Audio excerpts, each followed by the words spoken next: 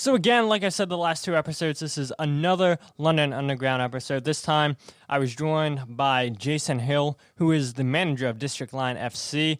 Now, like I've been saying, these episodes have been recorded between March 2019 to May 2019, and this is going to be the last London Underground episode that I release for maybe a month or so, because we know the MLS season's coming up for the Philadelphia Union. So that's what I primarily focus on, you guys know, and that's what we're going to focus on here until we get an international break or something. But nonetheless, here is the episode with Jason Hill of District Line FC.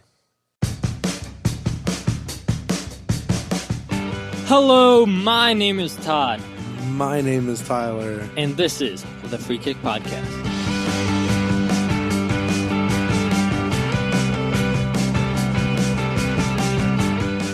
Today, as we continue our London Underground mini-series, we are joined by the most successful club in the London Underground, a team that has won 10 Division 1 titles. They've won 11 Cup titles, and they've also been featured as AS Roma's Team of the Day. Please help me welcome District Line FC manager Jason Hill. How are you today, Jason? Yeah, hi Todd, hi Tyler. Yeah, good, thank you. Thank you for having me on. I'm good, thank you. That was a hype intro. That was electric. Thank you. I mean, hey, you got to do it big when you have the most successful club on. So that's it. Yeah. Disrespecting the other clubs. I'm not. I'm playing. I mean, the history speaks for itself. So if the other teams want to get on District Line's level, you got to start winning titles. So I'm just saying. Hey, I mean, yeah, you're not wrong. When you're talking to a dynasty, you got to put some theatrics into it. You do. Well, why don't we start with telling us and our listeners a little bit about yourself, Jason? Yeah, sure. Okay, my name's Jason Alex Hill. I'm the current player manager of the District Line London Underground team. I took over as a player manager last summer, so it's a kind of fairly new role for me as well.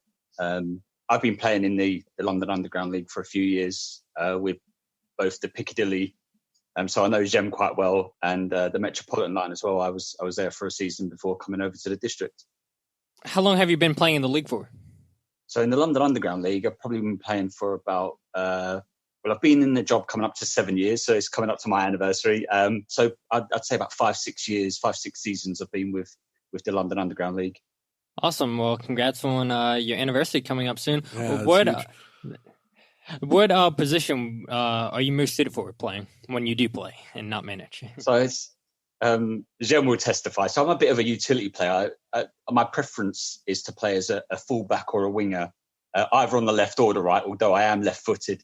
But playing for the Pick over the few seasons I was there, I think I played centre-back, defensive centre mid, attacking forward, right back and left back. So I've kind of moved all over. I think I even went in goal for them once. So oh my god! Yeah, so, I love playing Swiss Army knife.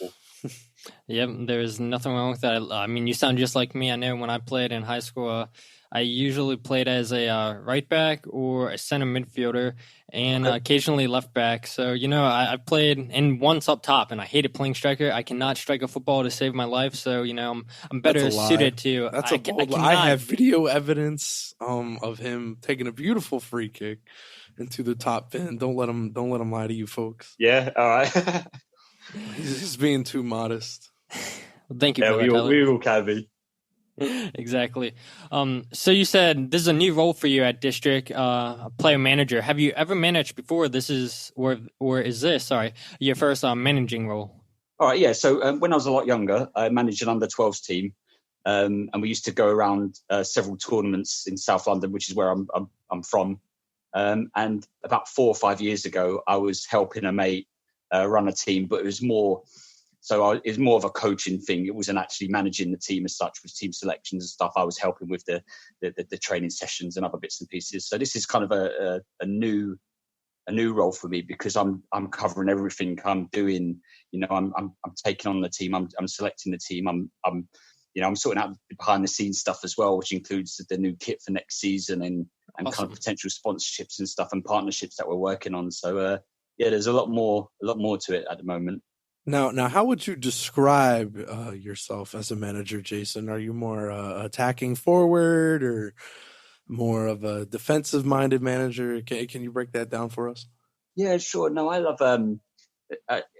I'm all about goals. It's, for me, it's playing some good football and scoring goals, whether they're tap-ins or nice goals. I think the important part of playing football is the attacking aspect of it. The defensive part is really important too, but I think it takes a certain type of player to understand it completely. But the attacking part is a bit more expressive and creative. You can, you can be several different types of player to be able to be an offensive player, if that makes sense. So yeah, I'm all about, trying to keep the ball moving and getting our forward players, including our central midfielders, forward in and amongst the goals. So I'm assuming you play in a more attacking formation after hearing that, but what formation do you play in? Okay, so yeah, usually we do. So to give you a bit of a backstory, I took over the district line in the summer, and the squad is already depleted. So they've been relegated from Division 1 down to Division 2. Last season, they were struggling to get 8 players to field for a game. So I went out in the summer and just completely went on a massive recruitment campaign and got a lot of players in. So now we're up to about 30 players in the squad, and all of these guys are vying for a first team spot. So unfortunately, we've had a lot of injuries. We've got some really good central midfield players, and we've got 2 really good strikers, and both of them have been out with serious injuries. And this has affected our formation. So to go back to your question, ideally, in a perfect world, I'd play a 4-3-3 with my 2 wingers, my 2 forwards, my 2 wide forwards coming back defensively, but obviously working as a front 3. Mm-hmm. But this season, we've been playing a 4-5-1 system, because we haven't got the strikers who are able to hold the ball enough for us. But we've got plenty of midfielders who can push forward and get goals. So we've kind of gone with that formation this season mostly. Yeah, no, I like that. I think everybody likes a good manager who can adapt on the fly, especially with the serious injuries you said you encountered. I mean, that's great. Yeah, I think I was going to say, I think it's important, especially, when you have key players who are either out through long-term injury. We've got 2 central midfielders who are part of the original district line team, and both of them had back injuries, and they're both really important players. So I've had to utilise other players to come in and fill those spots. And the lad we play up top, he's had a back injury. He's a big guy, but this guy is fantastic. He holds the ball well. He's got a phenomenal shot on him. He's clinical, and we just haven't been able to have him in the squad this season just because of the injuries he's had. So we've just had to kind of make do with what we've got at the moment. Now, this is a question that I've asked everybody that we've had on. I'm going to continue to ask, but do you plan on getting your coaching badges down in the future? Actually, it's funny you do ask that. I've actually set up. I'm starting my FA badges this summer in July. So there's a local sports community who do the classes. So it's just down the road from me.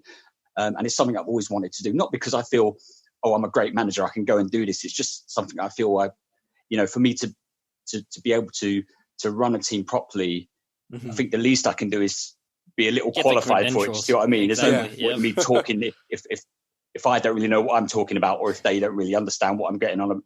If I don't have the qualifications behind me, if that makes sense. So it's always something I've wanted to get involved in, and I love going to see a lot of non-league football. So I just find the whole thing interesting. I love watching the benches there and watching how the coaches behave and set up teams. And I feel there's a hell of a lot of learning, or more. There's so much more to it from a kind of technical point of view than just going to watch games and seeing stuff on TV and just thinking, I can do that, Yeah, I couldn't agree any less on that. Yeah, that was 100%. Tyler, for all you people listening, obviously you can't see us, but Tyler and I looked at each other, gave each other a thumbs up because, finally I asked this question. We get somebody that answers back and says, yeah, I'm getting my badges. So that is awesome to hear. And good luck going forward with that, Jason. Oh, yeah. I appreciate it. No, thank you. It's something I've always wanted to do. And I just feel, I'm not, we're not playing at a very high level, but it's good to kind of learn the business if you're going to go into it anyway. So, mm-hmm. That's the plan. Awesome. Now, can you tell us a little bit about the history of District Line FC? Yeah, so from what I know of the District Line, I'm speaking to people like Andy Anthony, who is one of the original founders of the District Line and the London Underground League. So it was all set up in 1996.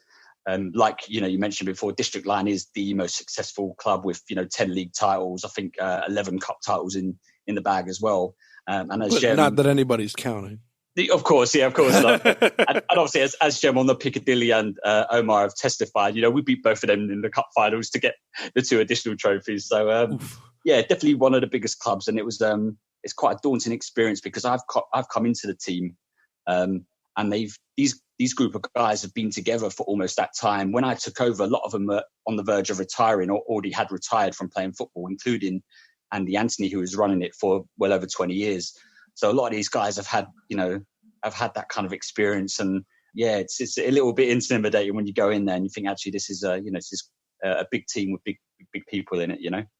Yeah, exactly. Now, when you took over the job at District Line, did Andy Anthony, did he give you the breakdown of the club? Did he try to get your foot in the ground, or how's the relationship between you guys?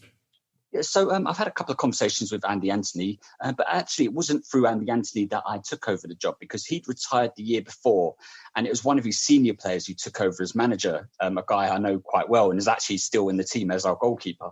And it was him who I'd had a conversation with and got in touch with and decided to eventually take over. So it wasn't directly through Andy Anthony, because he had already retired the year before. And once Dave had taken over, they subsequently got relegated because a lot of the players left. And I decided to kind of take over and try and kind of, reform and revitalize the team a little bit.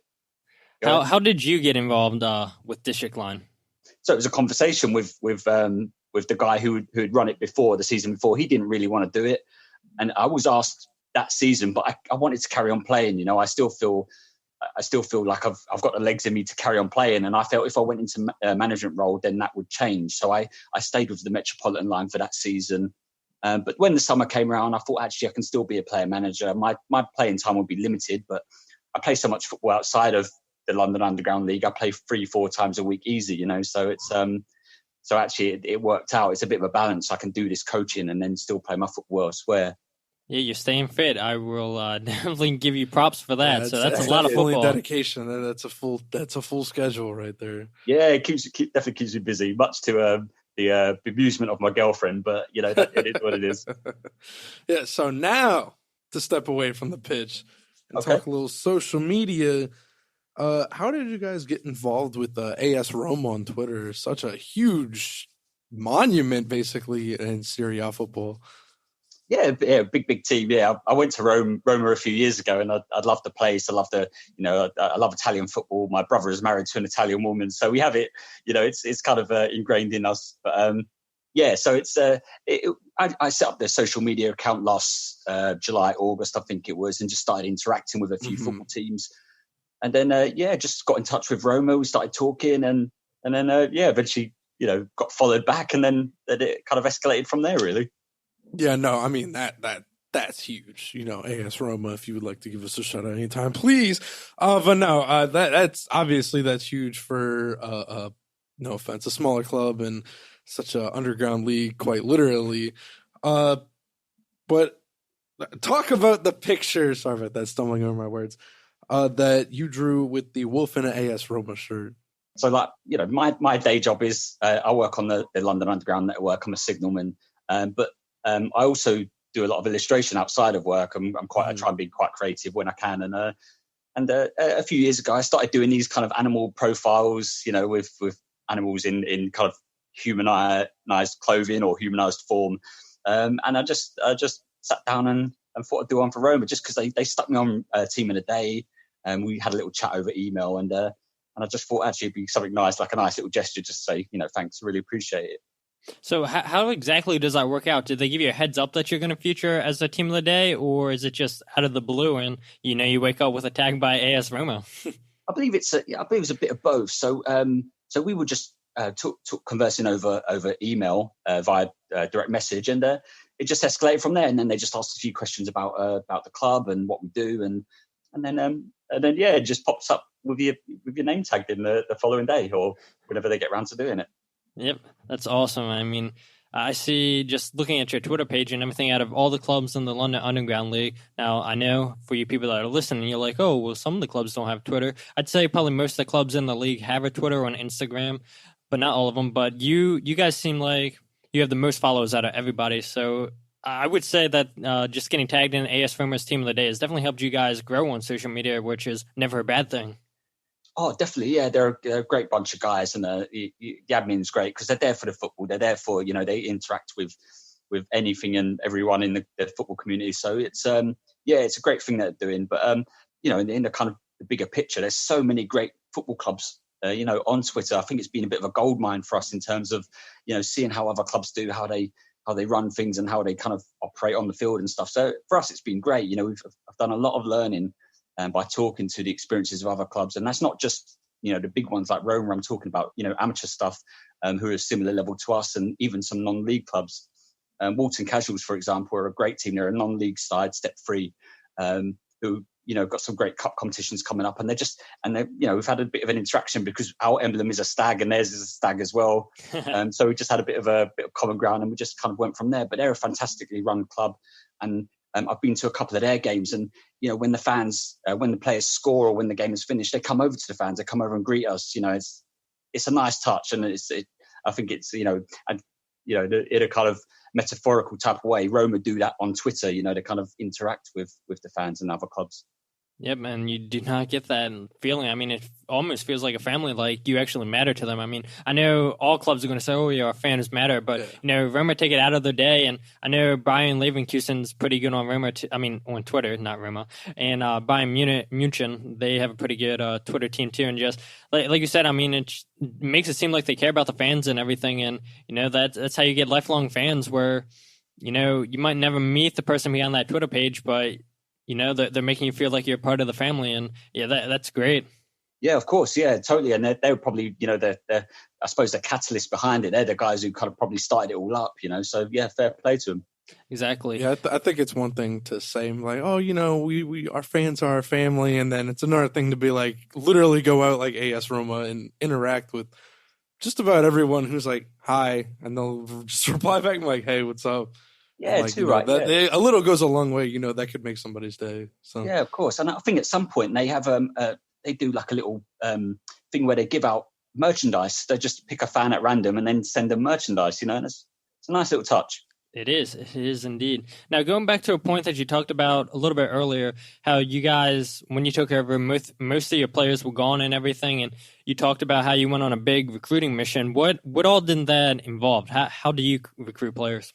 So I started off with the basics, which was printing off a couple of advertising posters and going around the kind of combine, which is visiting different stations, depots, and train crew departments and stuff. So I did a lot of that. I did a lot of moving around, interacting and kind of meeting new people.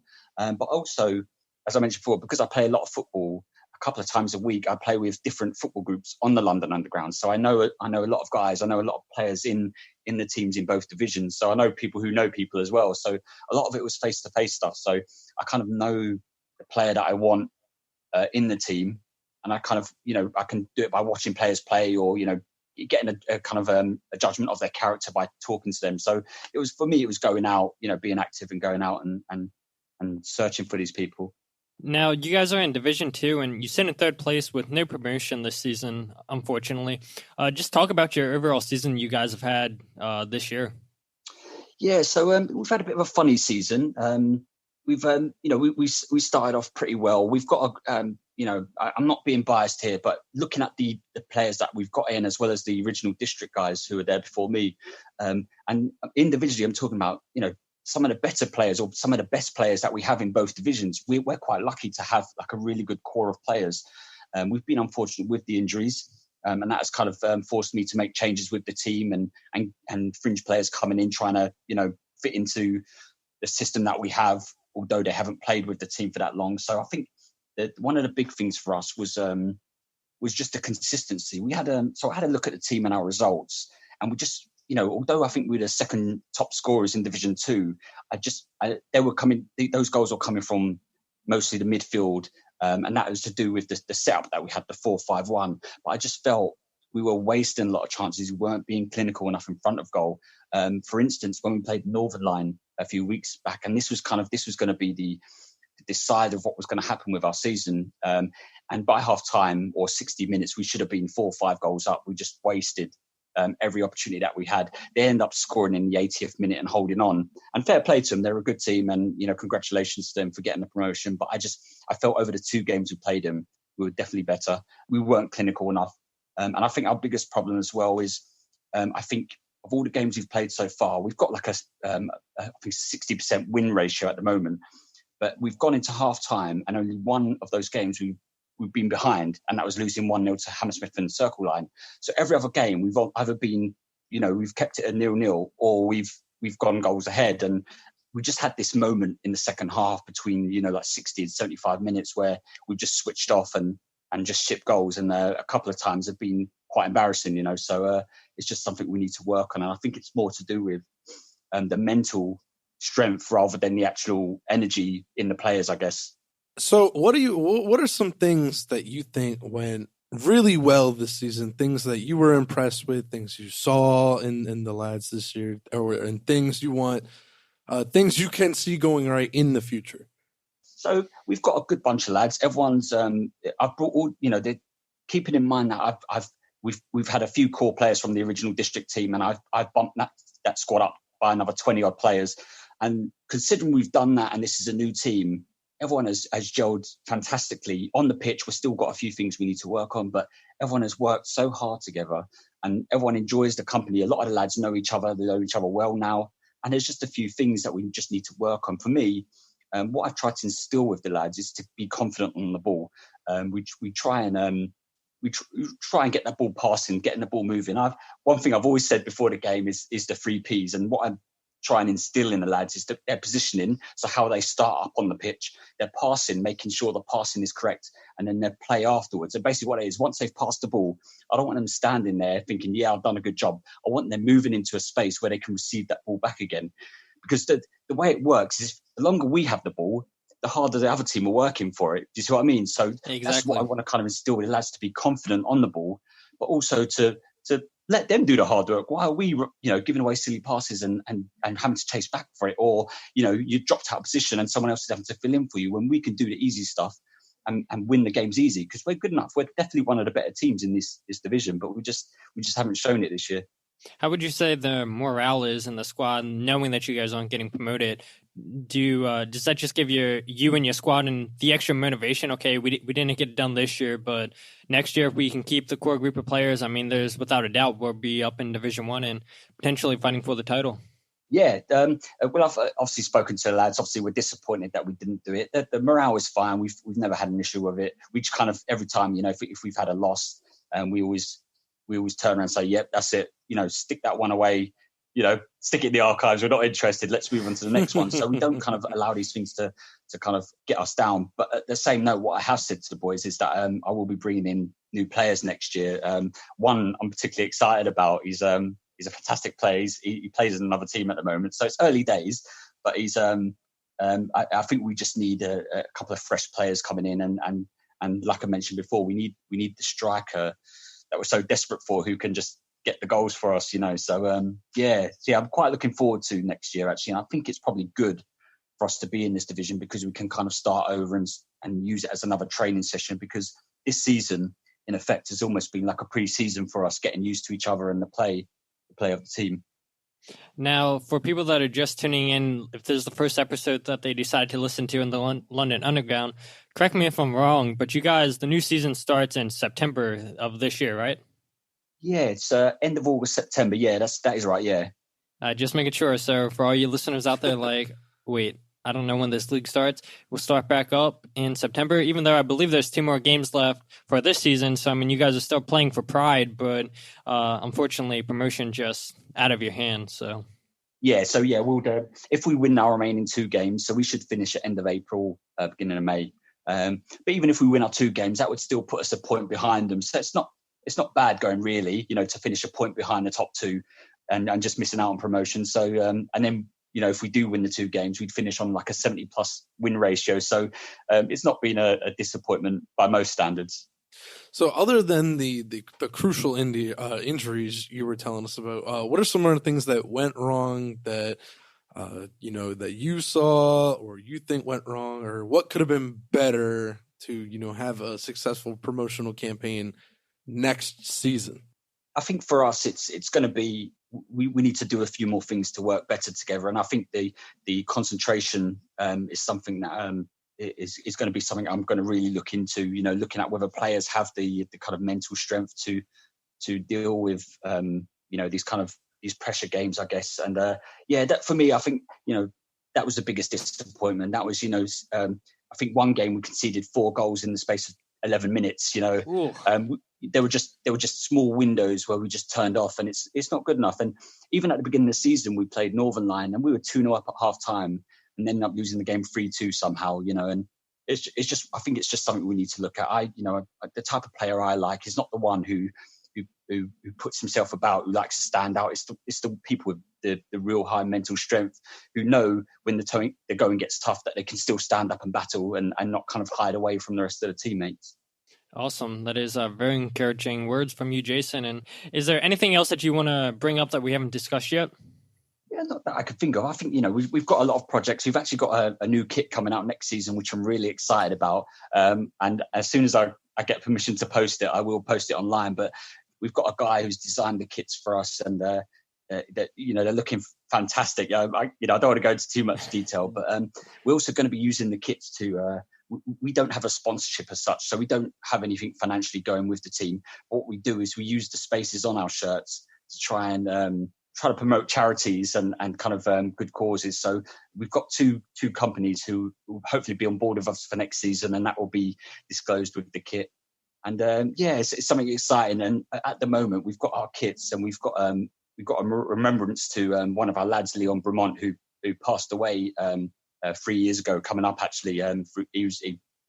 Through male suicide. So it's something that's really important to us. So something we want to highlight and continue to highlight. And Leon was a great colleague and one of our best mates. So we're going to continue to commemorate Leon in some way as well. So and then obviously the end of the season will end with an awards night, but also like a fundraiser. So that's some of the key things. That's kind of our motivations. Not just to get these guys together to play football, but to kind of promote real good causes as well. And Leon and a couple of other things are really important to that.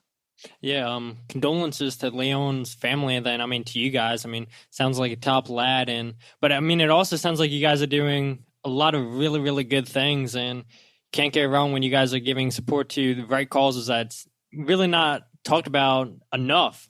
And so, I give all the props to you guys for sticking it out there and saying, hey, this needs to be talked about more. It's impacted our lives pretty closely and everything, and you guys are doing your part. Well, definitely. I think for us, with what we went through with Leon, it was important to highlight like mental health in young men. In the UK, I think in men under 40, suicide is the biggest killer for men, and it was just important for us to kind of continue what Leon was doing. He was a fantastic boy. He was an activist. He fought for what was right and any kind of injustice, and we just wanted to kind of highlight how important it is. The league is made up of over 10 teams. You're talking about 20 players in a squad. That's a lot of men who fit that age bracket. So it's something to highlight. Yeah, definitely. Tyler, anything else you want to bring up? No, just like I was a little taken aback because me myself, I've come out and said it on the show about my struggles with mental health, and but no, I think that's absolutely amazing what you guys are doing for something that really isn't talked about that much. That's kind of kept behind closed doors because it's not manly. It's not manly. Nobody wants to talk about their feelings, but people are out there that need help, and I think the charities and the hotlines set up around the world are doing an excellent job. Yeah, exactly, Tyler. I totally agree with you there. Now, Tyler, if you want to go ahead and let people know where they can find us on social media, where they can listen to the podcast and all that jazz. So, on social media, you can find us on Instagram, Facebook, Twitter at Free Kick Pod.